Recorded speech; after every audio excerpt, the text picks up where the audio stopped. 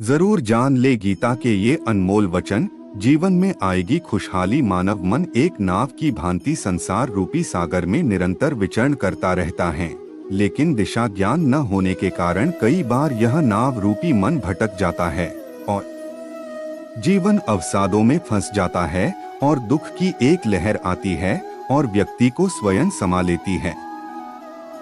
लेकिन अगर दिशा का ज्ञान हो तो ये संसार रूपी सागर आपका कुछ नहीं बिगाड़ सकता।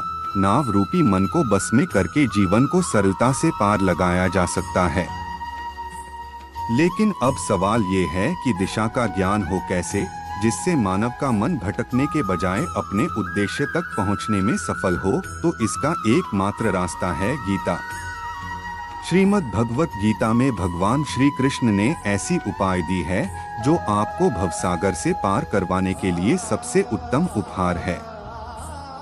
गीता में लिखे वाक्य खुद श्री कृष्ण के द्वारा कहे वाक्यों का समुच्चय है, जिसमें श्री कृष्ण ने मानव मन के सभी व्यवहार को समझाते हुए मन को कैसे चलाया जाए इसके बारे में कहा है।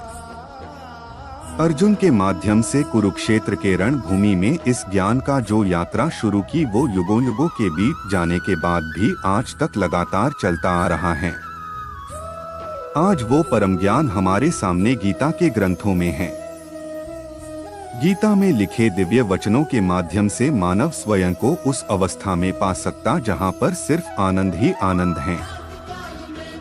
इसमें लिखे ज्ञानी वचनों के माध्यम से मानव अपने मन को अपने इच्छा अनुसार संचालित कर सकता है तथा अपने मन पर काबू पा सकता है।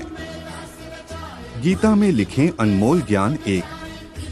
श्री कृष्ण कर्म से विमुख हुए अर्जुन को समझाते हुए कहते हैं, हे पार्थ, कर्म पर ही तुम्हारा अधिकार है, लेकिन कर्म के फलों में कभी नहीं। इसलिए कर्म को फल के लिए मत करो और न ही कर्म करने में तुम्हारी आसक्ति हो दो। श्री कृष्ण शरीर को बाहरी आवरण बताते हुए आत्मा के विषय में कहते हैं कि आत्मा को न शस्त्र काट सकते हैं, न पानी इसे भिगो सकता है और न ही हवा उसे सुखा सकती है। 3. क्रोध के विषय में श्री कृष्ण कहते हैं कि विषय वस्तुओं के बारे में सोचते रहने से मनुष्य को उनसे आसक्ति हो जाती है। इससे उनमें कामना यानी इच्छा पैदा होती है और कामनाओं में परेशानी आने से क्रोध की उत्पत्ति होती है। 4. भगवान कृष्ण श्रेष्ठ मनुष्य के बारे में कहते हैं कि जिससे किसी को कष्ट नहीं पहुंचता हो और जो